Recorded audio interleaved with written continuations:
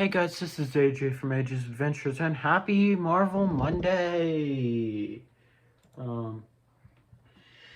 Today's fanfic will be, what if Peter Parker didn't go to Doctor Strange like in No Way Home to cast a spell? So, let's begin.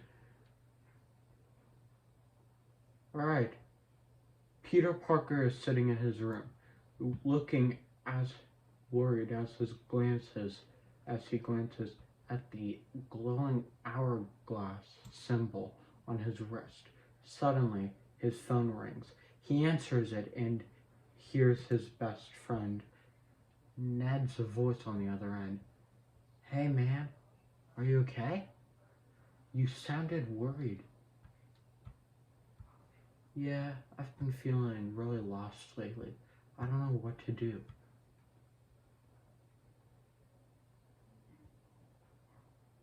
What's going on? Is it about the hourglass symbol on your wrist? Yeah, I don't know what it means or where it came from. I feel like something big is about to happen, and I don't know how to stop it. You need to go to Doctor Strange. He'll know what to do. I don't know, Ned. I feel like I've been running from problems for so long. I don't want to keep relying on someone else to fix them. But Peter, Doctor Strange is the Sorcerer Supreme. He is the best shot we have at figuring this out. I just don't know. I feel like I need to take control of my own life and figure this out on my own. I understand where you're coming from, but sometimes we need to ask for help. And if anyone can help you with this, it's Doctor Strange. I'll think about it. But for now, I think I just need some time to figure things out on my own. Alright, man. Just remember that I'm here for you. If you need anything, don't hesitate to call.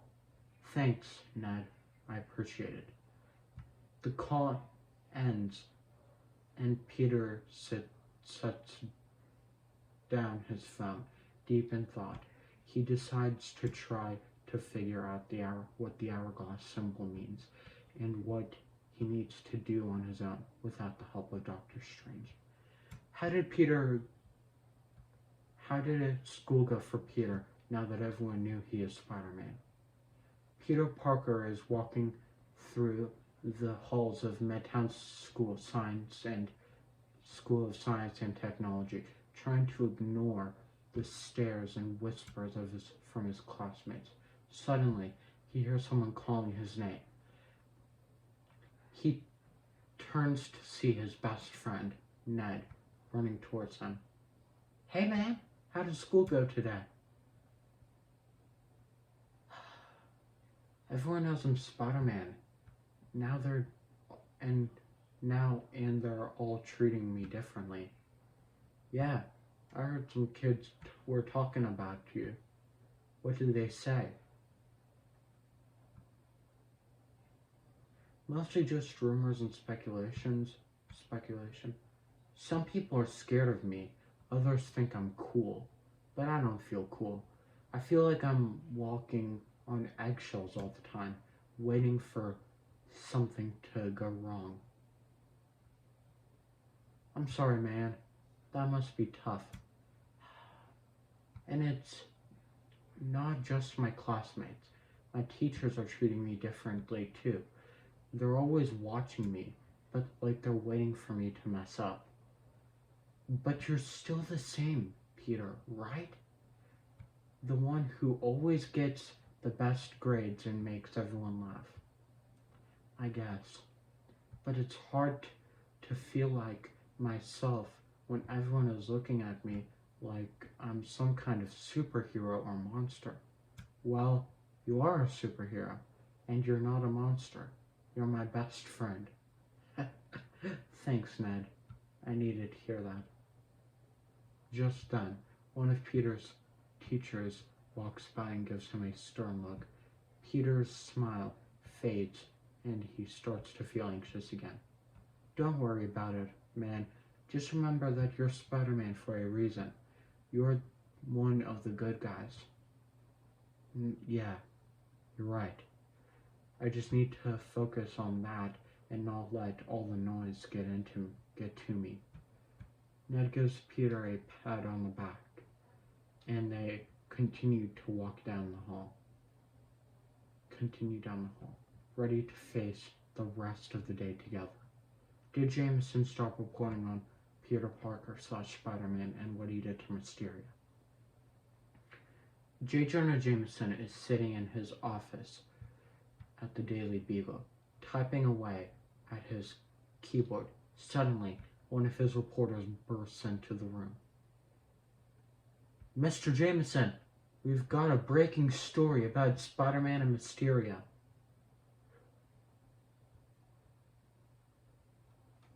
What are you talking about? I thought we were done with that hero worshipping nonsense. But sir, the evidence is clear. Spider-Man didn't kill Mysterio. He was just a decoy. And who's the source of this information? It's all over the police reports and eyewitness accounts. And there's video evidence that Mysterio was manipulating the public the entire time.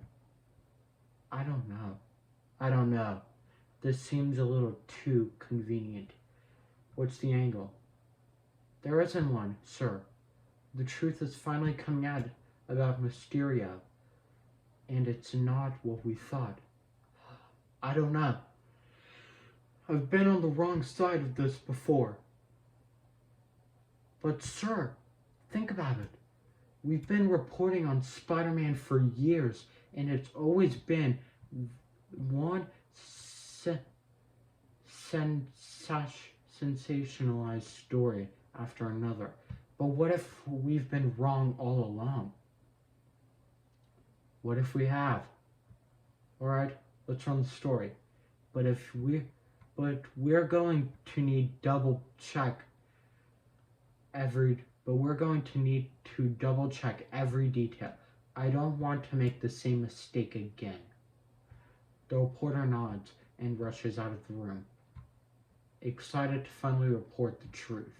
Jameson looks thoughtful as he leans back in his chair and stares at the ceiling, wondering if he's finally ready to admit that he's been wrong about Spider-Man all along. Did Jameson apologize to Peter? Peter Parker is walking down the street when he sees J. Jonah Jameson walking towards him. He stops in his tracks, unsure of what to do. Parker, I need to talk to you. What do you want, Mr. Jameson? Look, I know we've had our differences in the past, and I know I've been pretty rough on you and your friendly neighborhood Spider-Man.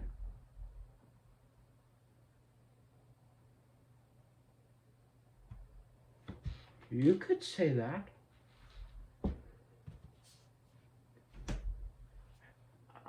But I need to apologize. I was wrong, dead wrong, about a lot of things. What are you talking about? I've been chasing sensational stories for years, and I let my hatred for Spider-Man cloud my judgment. But now I see that he's not the villain I thought he was. He's a hero, through and through. Mr. Jameson, I appreciate the apology, but I don't know if I can just forget all the things you've said and done. I understand that, Parker, and I don't expect you to forgive me just like that. But I want you to know that I'm sorry.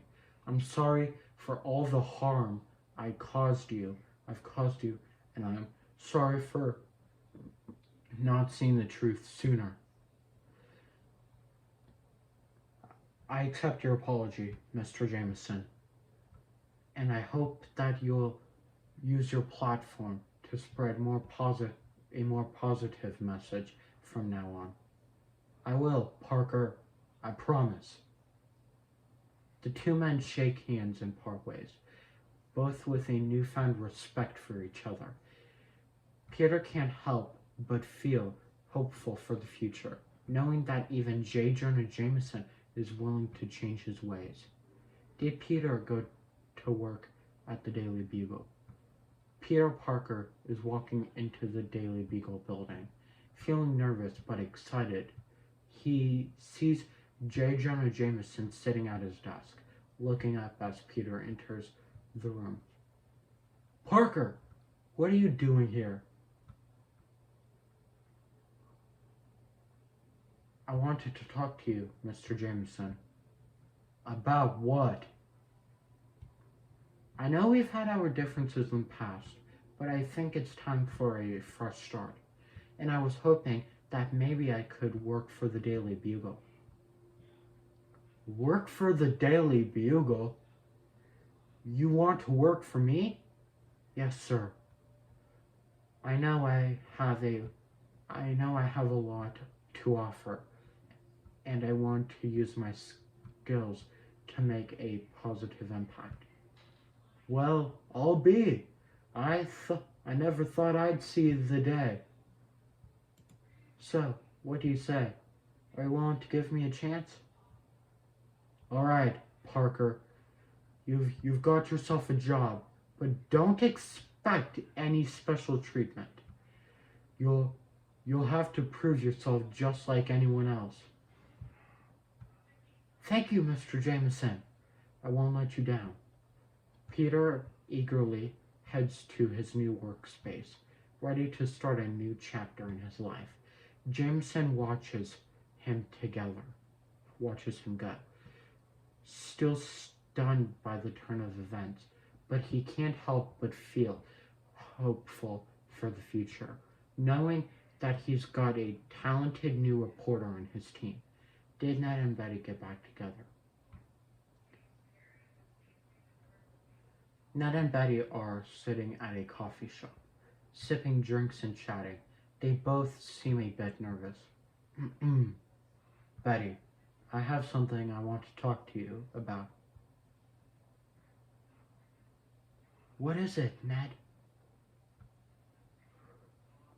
I know we've been through a lot, and I know I messed up, but I can't stop thinking about you.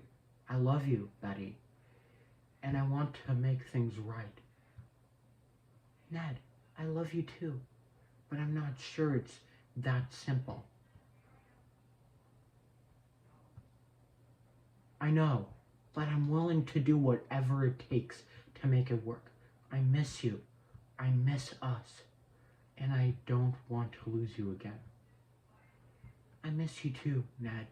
And I want to believe that we can make it work, but I need some time to think. I understand. Take all the time you need. I'll be here, waiting.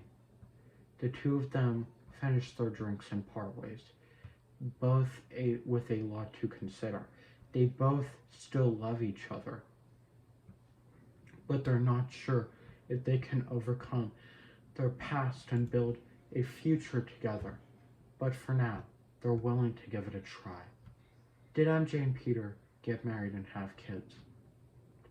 MJ and Peter are walking hand in hand down the aisle of a beautiful outdoor wedding ceremony, surrounded by friends and family. They both have huge smiles on their faces as they approach the altar.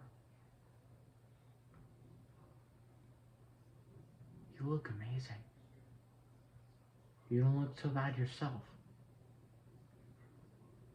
They reach the altar and exchange vows, promising to love and support each other for the rest of their lives.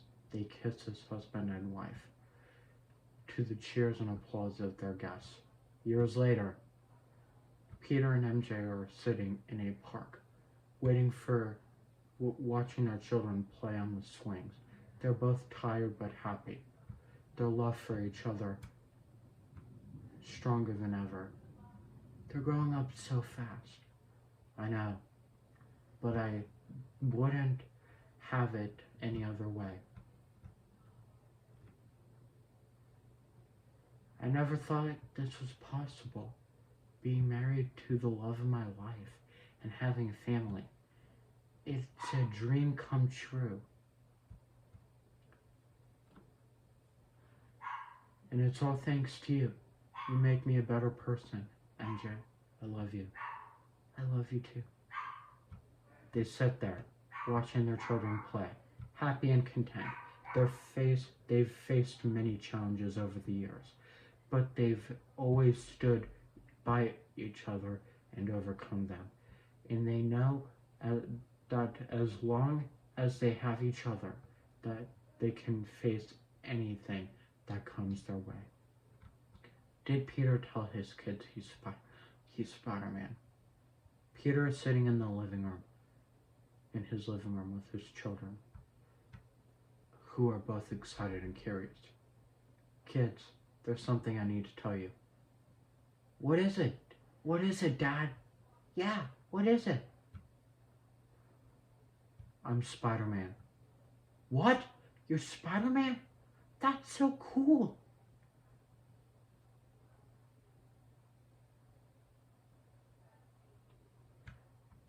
I know. It's a lot to take in, but I wanted to be the one to tell you.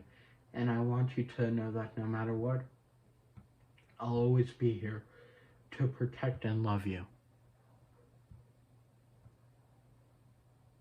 But doesn't that mean you're always in danger?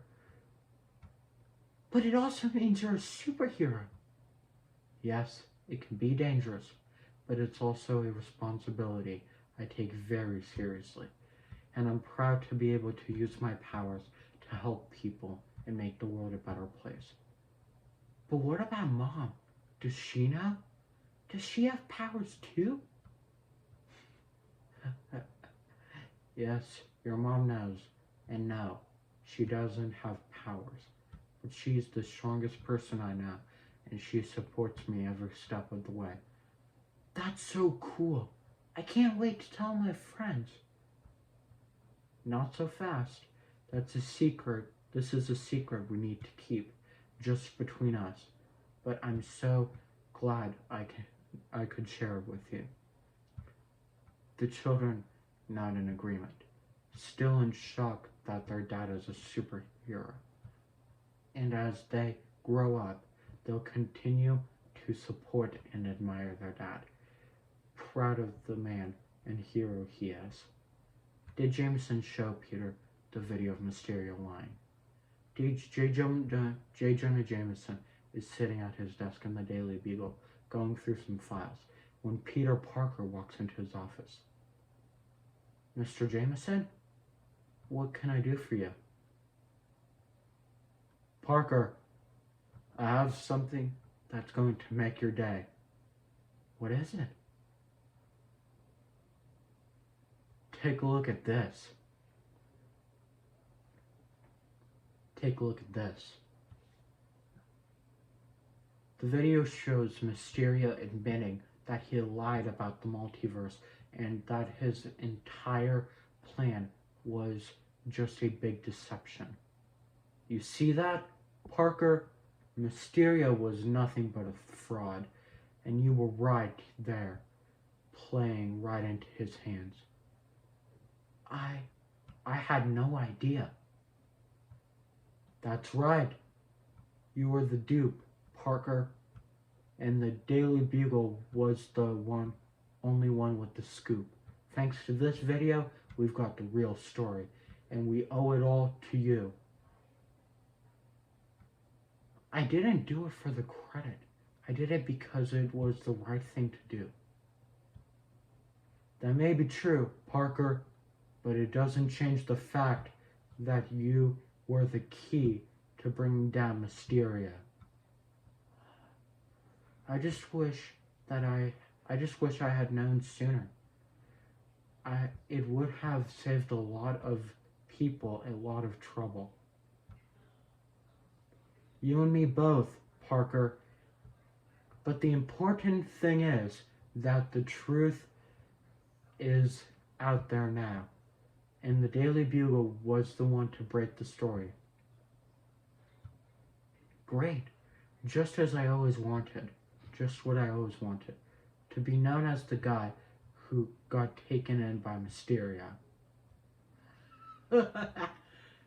Don't sell yourself short, Parker. You did the world a favor by exposing that fraud for what he was. Now go out there and be the hero you're supposed to be. Peter walks out of Jameson's office, still feeling a mix of anger and sadness about the whole situation. But he knows that he did what he did what he had to do, and he'll continue to fight for what's right, no matter the cost. Did May still die? Peter is sitting on the couch in his apartment, staring at a photo of May Parker. He hears a knock on the door. He hears a knock at the door and goes to answer it. Hey, Aunt May, what brings you here? Just wanted to check on you, Peter. You've been so quiet lately. Yeah.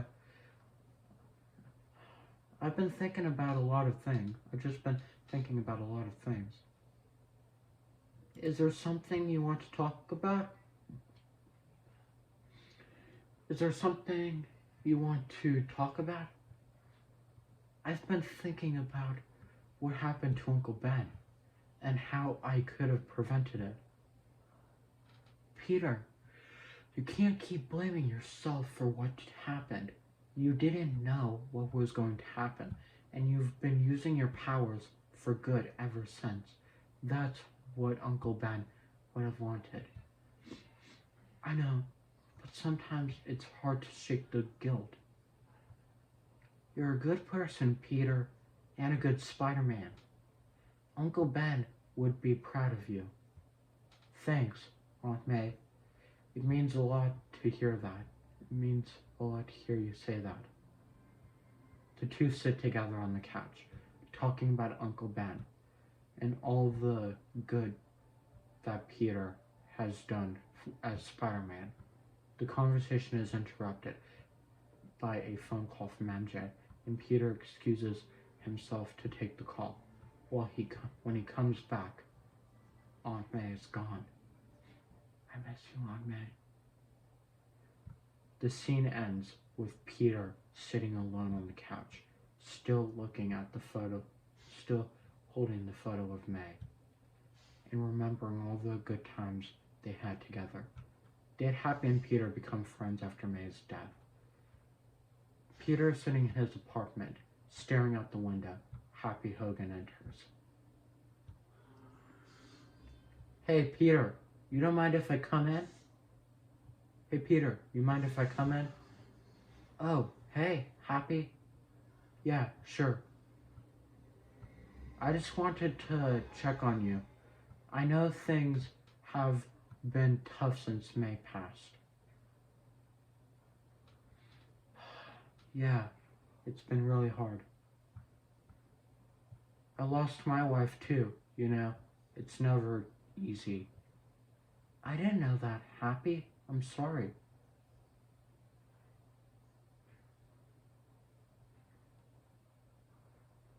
It's okay, Peter.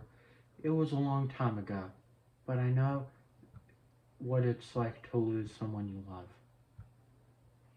I don't know how to deal with it. I feel like I'm just going through the motions. That's normal, Peter. It takes time, and you're not alone. Thanks, Happy.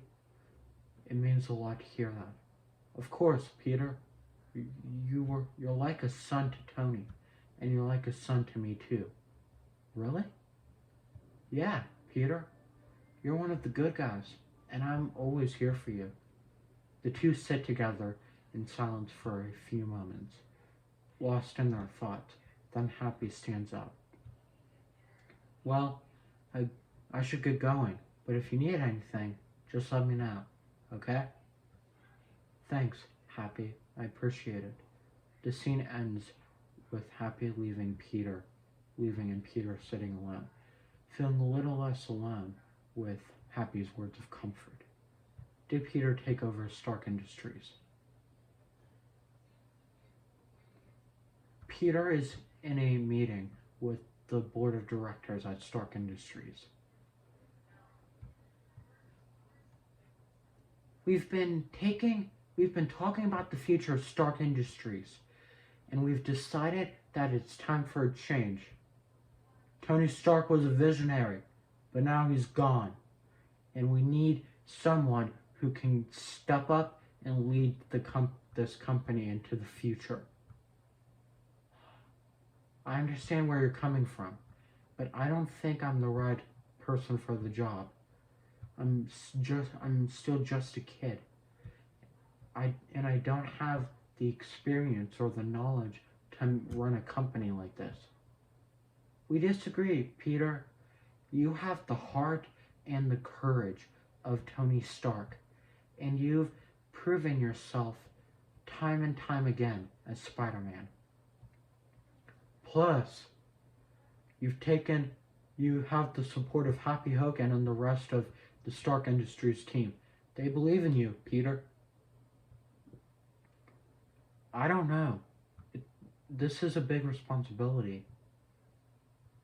That's what Tony Stark would have wanted, to give the next generation a chance to make a difference, to change the world. Okay, I'll do it. Great, Peter. Plus, you have the support of Happy Hogan and the rest of Stark Industries team. They believe in you, Peter.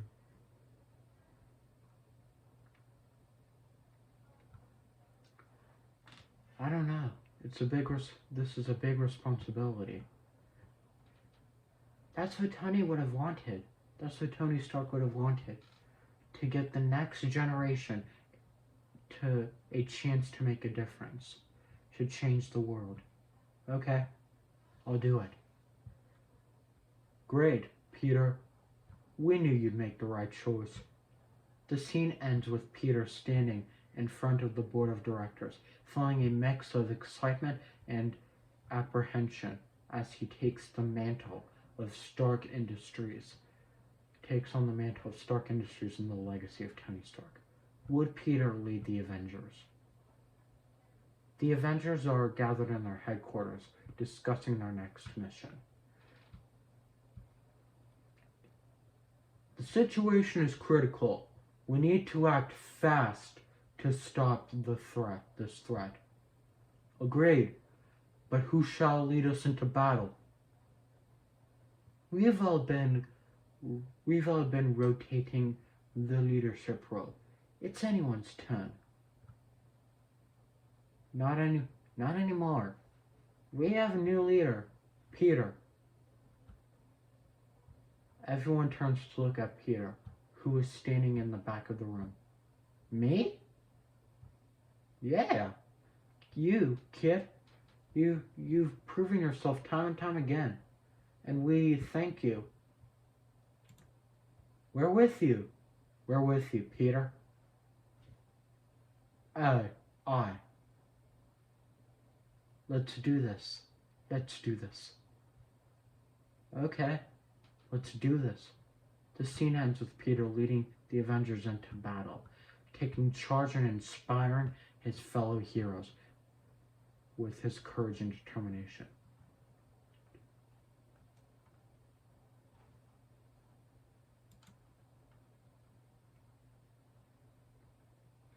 What would Peter do with the Avengers after Tony, Steve, and Natasha died? The Avengers are gathered in their headquarters, mourning the loss of Tony Stark, Steve Rogers, and Natasha Romanoff. This is a huge loss for us. Tony, Steve, and Natasha were more than just our leaders. They were our friends, our family. They shall be missed. But we can't let the sacrifice be in vain. We need to carry on the legacy. And that's where Peter comes in. Everyone turns to look at Peter, who is standing in the back of the room. Me? Yeah, you, kid.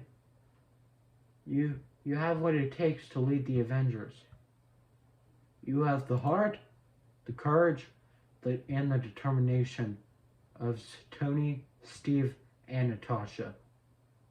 I, and the support of us all, of all of us.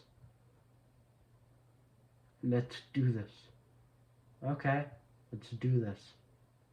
The scene ends with Peter taking on the mantle of leadership and inspiring the Avengers to continue their mission to protect the world and honor their memories, the memories of their fallen friends. Would Rhodey and Peter become friends?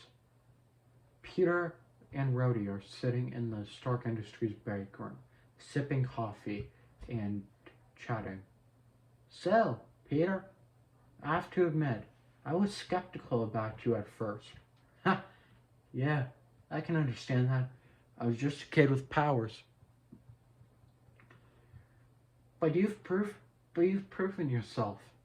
But you've proved yourself. You're a hero of your own right. Thanks, Rhodey. It means a lot coming from you. And I have to say, I respect the way you carry yourself. Thank you. No, the way you put others before yourself. That's a rare quality these days. Well, I try. And you succeed. That's why I want you as a friend. I'd like that. Great. And who knows? We might even save the world together someday. Ha. Yeah, let's do that. The scene ends with Peter and Rhodey drinking their coffee cups together in a toast to their newfound relationship. Alright, and that was the end. So, right, with the fanfic. So right now I'll do my closing and say bye. Make sure to like, comment in the discussion tab, and subscribe, and I will see you all next time. Bye!